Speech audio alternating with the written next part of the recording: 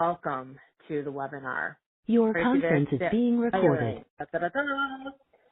And so, I kind of want to start off with this is, just kind of noticed a lot working with clients. There's kind of a consistent theme or complaint that I hear from clients after they've made a hire. And it's just taking way too flippin' long for this person to get going. And so how do you make sure we're getting the right person that can hit the ground running right away and start producing? And, when you think about it, that's a pretty open-ended question. And the answer is it comes from three different places. It comes from kind of the fixed assets part of who we are, the top part, the head, the behavior, and the cognitive piece. Does the new hire have the right PI for the job? As you all know, the more a person is working against their natural drive to do their work, the longer it's going to take for them to get up and running, right? And we've seen that as we've worked together and looked at people who we've put in positions and wondering like, ooh, where's that disconnect and why is that happening? And, the other fixed asset too is the cognitive piece. And, are they cognitively able to pick up new information, utilize it, and understand how to kind of drive new information in their position. And, sometimes if not, it can take longer for them to become successful. And the other piece is the variable asset piece, right, which is the knowledge, skills, and ability piece. And when we look at that, the more you're having to train somebody this piece, the longer it's going to take them to on-ramp. And then certainly the final piece is the heart, the passion piece. What are their values or ethics?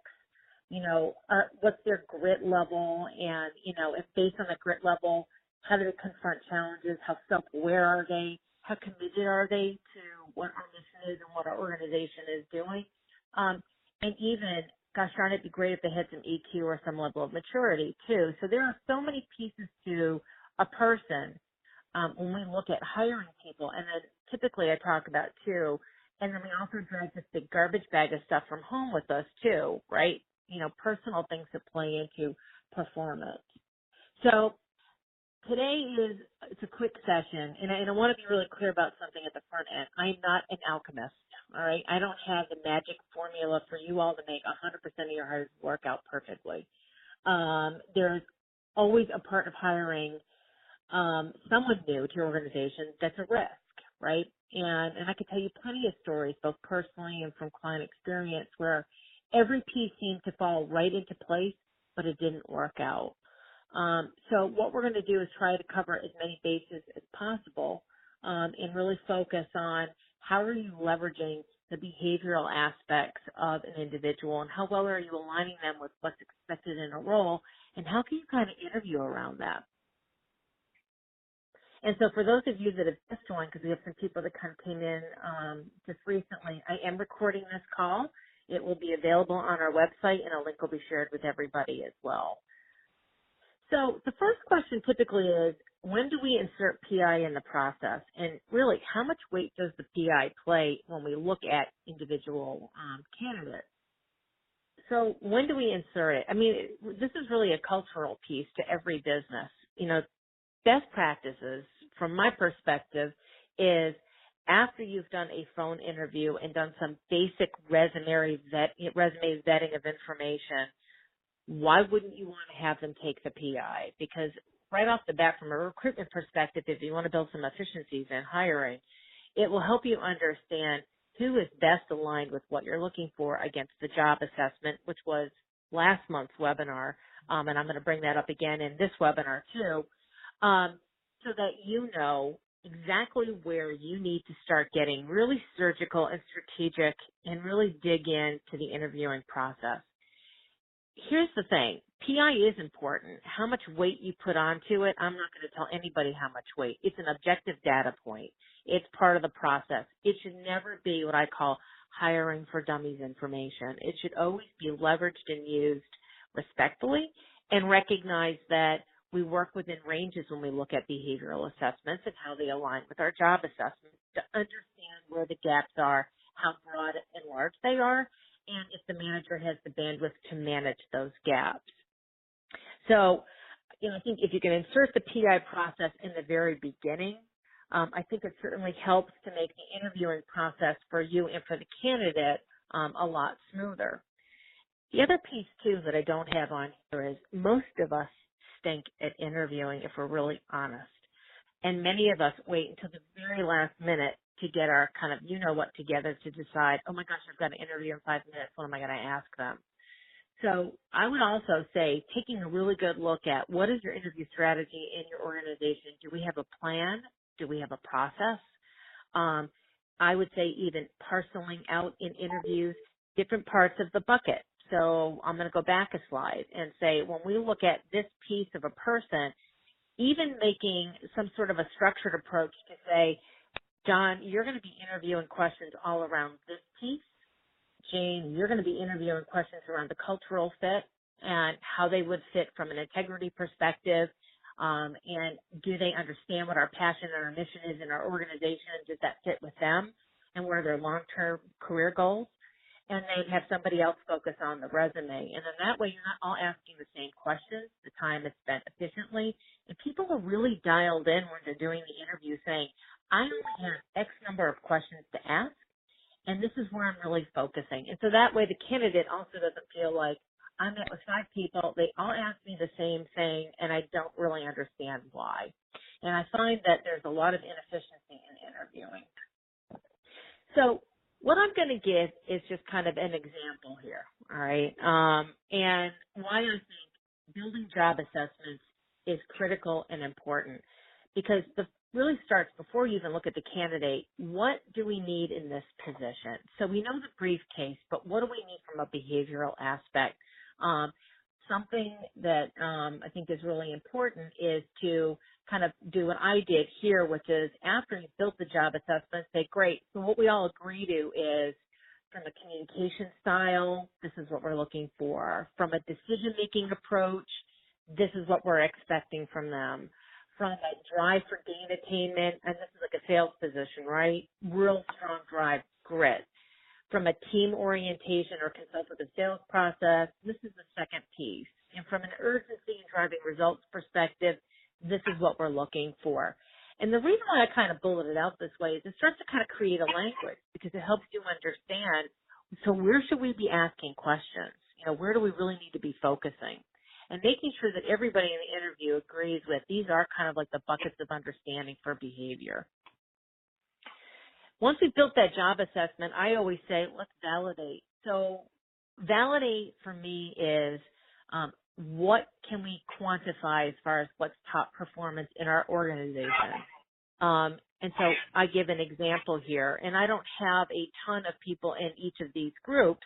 I'm really measuring just 11 people in a sales organization and saying who are your top performers and who are your bottom performers. And these are group analytics that you can do on your site now. And if you'd like some coaching on how to do that, Larissa Haynes can certainly help you with this. But it helps you understand and validate, this is what we built. Are we in like reality land here, or are we just kind of building a unicorn? And what I'm seeing here is that actually, what your top performers look like align really well with what your expectations are for this job. And so this kind of validates, good, then we are moving in the right direction. And what we know is where our bottom performers sit as well. So anytime you can validate, that's great. Even if you have 3 people, just make sure, they've all got consistent, time with your group, and that you're kind of basing the metrics on all the same stuff. Anything you can go back and say, why is this person a rock star? How much of it is behavior? And how much of it is even skill? And certainly in sales, when I look at this, I could have somebody has a perfect behavioral pattern. Now it goes right to the briefcase. Why are they not a top performer if they're sitting over here? Maybe it's a skill set. So now this is even additional information for me or for a hiring manager to say, John's PI aligns with our top performers. Why do you think he's not performing? What should we be looking at? Maybe we need to be looking at his sales skills. So now you really need to be dialed in when you're on a sales call with them.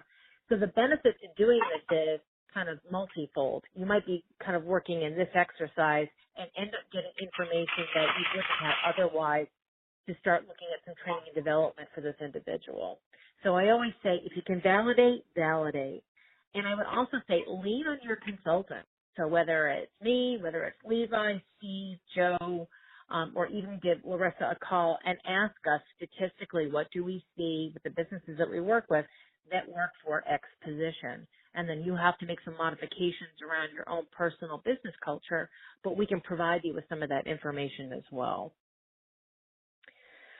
So once we validated this, then I kind of break it out by, well, then here's what I already know. I know what's really critical for us to be hiring as we move forward is somebody who has a high level of dominance and a lower level of patience. That's critical. That's what drives high performance for us. So that's a factor combination that I can't dispute, because when I look at bottom performers, that combination is the exact opposite. And I know this is teeny tiny, but patience is over dominance. It's opposite that. So it's more reactive and not proactive.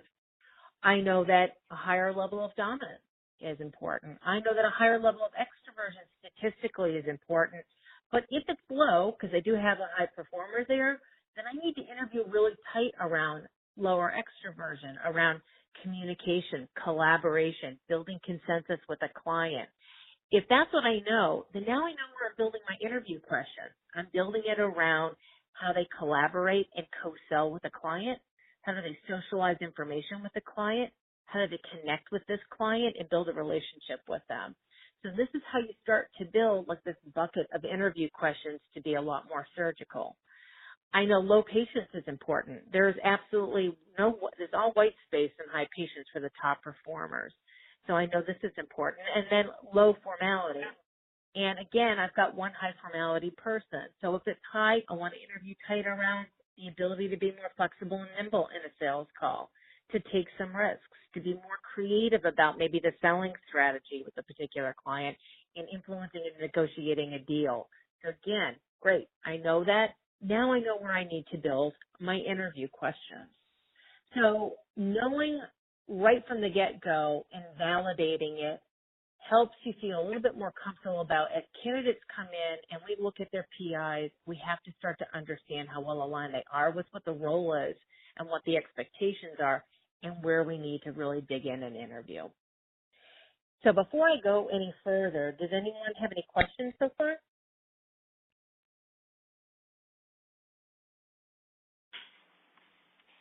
Okay. So I'm going to give an example of what I'm talking about. I'm going to call this job the sales hunter. And for anyone that's gone through training, you know, this is a persuasive sales management profile. And so what this job is telling me is this is someone who needs to connect with people quickly, high B, low C, a natural juggler, someone who is very goal-oriented, someone who is risk tolerant, and remember, risk is around low formality and high dominance, and someone who is self-driven and self-motivated, high dominance. So these are kind of core things that I know that I'm looking for this particular position. So let's take a look then at our first candidate, or a candidate, Heather, who is a sales hunter. That's how she's defined herself. That's how she's defined herself in her resume. And when she talks about herself, she says she seeks results, she likes perfection, she prefers getting into kind of the sales engineering aspect of sales over maybe the people connection, and maybe a little slower to connect. And where am I getting all that from? I'm getting it from looking at her PI. This is kind of a classic sales engineer PI. Quick to problem solve, to dig in and figure things out. Someone who with the A-B relationship is more tactical and more task-oriented, a little bit more deliberate about making decisions and careful and cautious about who they connect with, much more formal and disciplined about their approach, a high technical expert. And so when we look at Heather's PI, we look at all these behavioral buckets of who she is. And we look at this and say, okay, our job assessment, all right, had a B over A relationship. Someone who was communicative, motivating, team building, consensus building in the sales approach, someone who's natural, trusting, very enthusiastic. And yet our candidate here has a different relationship. It's more about sales planning and strategy, about analysis, about problem solving. It's about building some synthesis.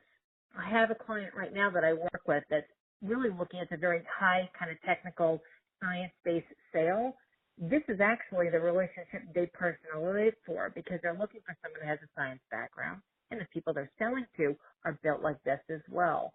However, that's not what this company's looking for in this particular job. And then when we get to the connection speed about connecting with the client, this is another disconnect between Heather and the job.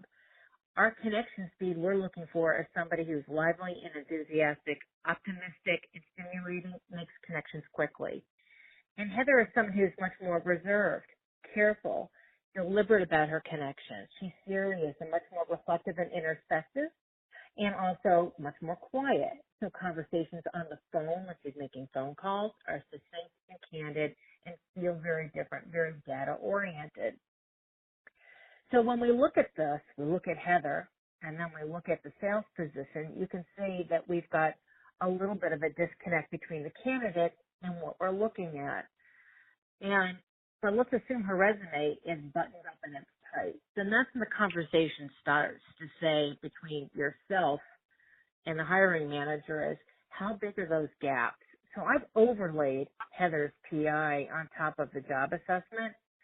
And really the biggest gaps for us when we look at this is really around, like I said, the relationship between connecting.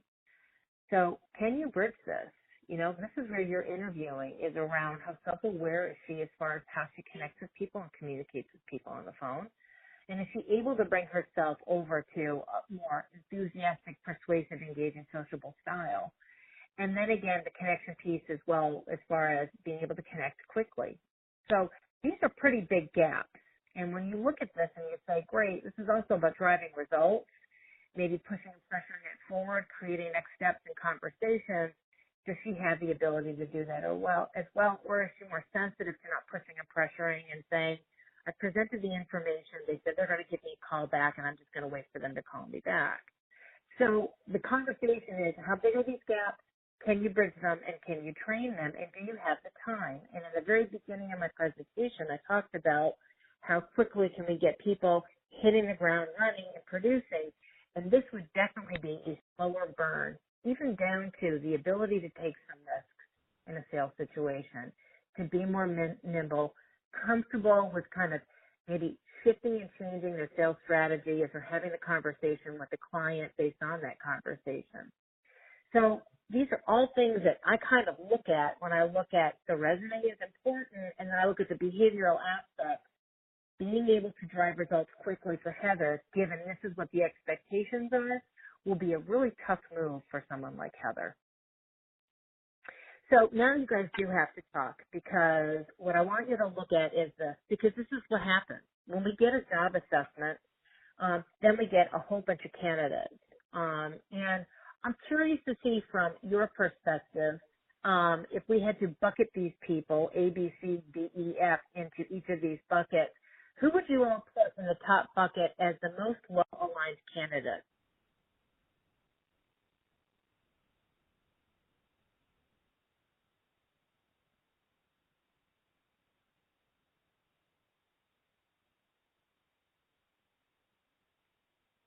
Okay, no one's going to answer. Okay. So if I had to look at this grouping and I had to say, this is my job target, and I'm looking at all these different candidates, probably my first choice would be to look at C. That would probably be how I would stack rank this person. My next person I would most likely add would be somebody like D. All right. And then I would probably look at somebody like D, and then I might look at somebody like E. And A and F are the biggest stretches. And I said maybe fit or maybe not. Maybe I wouldn't bring them in. Does anyone have any thoughts about that?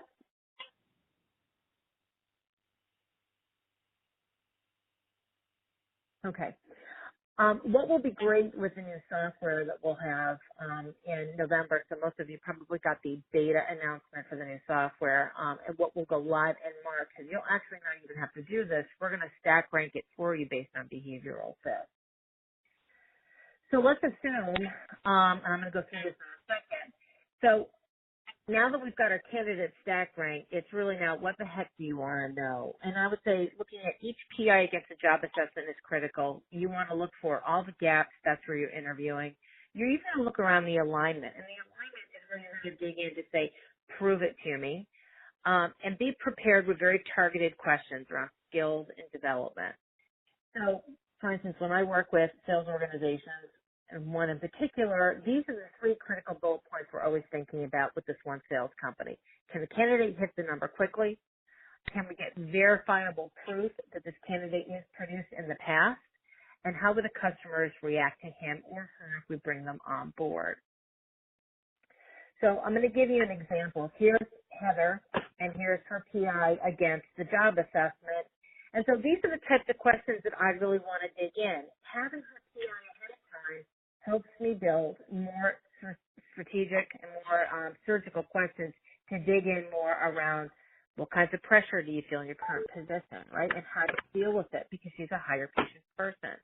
How do you influence and what does that look like? How do you build relationships with prospects or clients? Because again, having a low or B makes it a little bit more private. So I'm now looking for a relationship-based kind of response. Do you like transaction-based sales or long-term relationship-based sales? Or how much contact do you have with your client base? So is you always keeping in front of her client base to keep nurturing? Or if you like to just sell and then move on to the next deal? So a lot of these questions are really tied into around her behavior and based on what we're actually looking for in this particular position. Some of these questions you can even have pre-built, and I'm going to show you that in a second. But again, I'm digging in to look at where are the disconnects between her PI and the job assessment. Now, the interview guide that we give you on the system are a lot of behavioral-based questions, and I do like them, but I think you have to not just use a generic guide. I think you really have to look at each person's PI to dig in. Then let's use my kind of what I call my may not bring them in or fifth choice, Jane. And this is when I really want to understand what I see in the resume. I'll see a lot of resumes from salespeople that will say, I grew my territory by 120%. So my questions usually are around, tell me about that. How did you do it? How much of that deal was already in play before you came in? How did you bring it in? How much was upsell versus new business? And now I'm really starting to look at her PI because I'm trying to understand her sales process, how she did this, because this is a social interest pattern. And this might be a great pattern as an inside salesperson or an inside relationship manager. But if I'm looking for somebody who's behavioral opposite of this, I really want to understand how they accomplished all these sales goals. So again, digging in, looking at the PI, and asking questions to understand from her resume now and her PI, how is she able to accomplish this? So, OMG, I guess my number one thing would be for everybody is to build a playbook.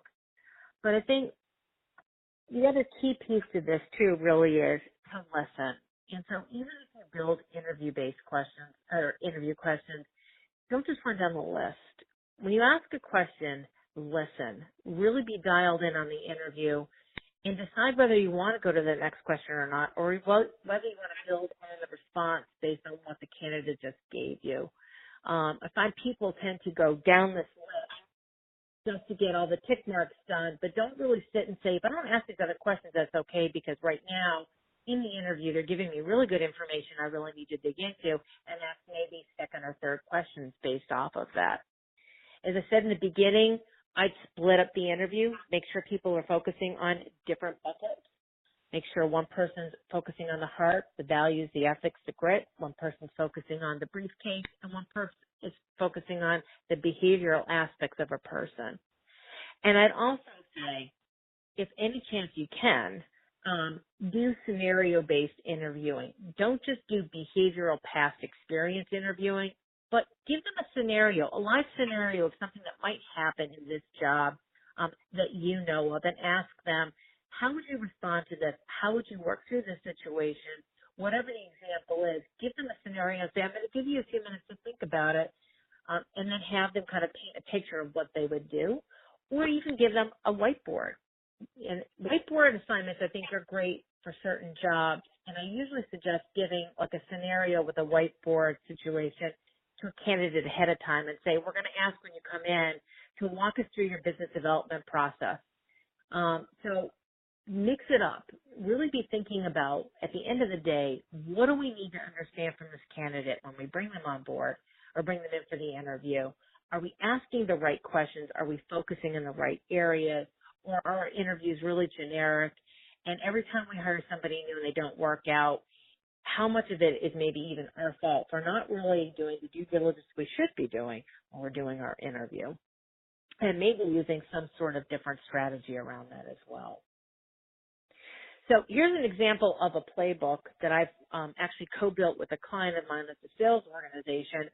And this is a playbook of things that we decided these were really important things that we had to make sure that we walked out from either the interview, the vetting of the resume, and the phone screen. And if we didn't have the information from these 10 really important questions, then we had to go back to the candidate and unearth the answers to these. So anytime you can build this kind of playbook, it keeps you focused. It makes sure that you're interviewing equitably across all candidates. That's another thing that happens too, is sometimes we ask really good questions for some people and we forget to ask them for others. And I would also tell you that research says that in really the first 10 minutes, we've subjectively decided whether we're going to continue this interview like completely dialed in or not. And so again, this keeps us from being overly subjective and really bringing in some more objective information to the interview process. So that is it. I'm going to turn the recording off for a second, and I'm going to see if anybody has any questions.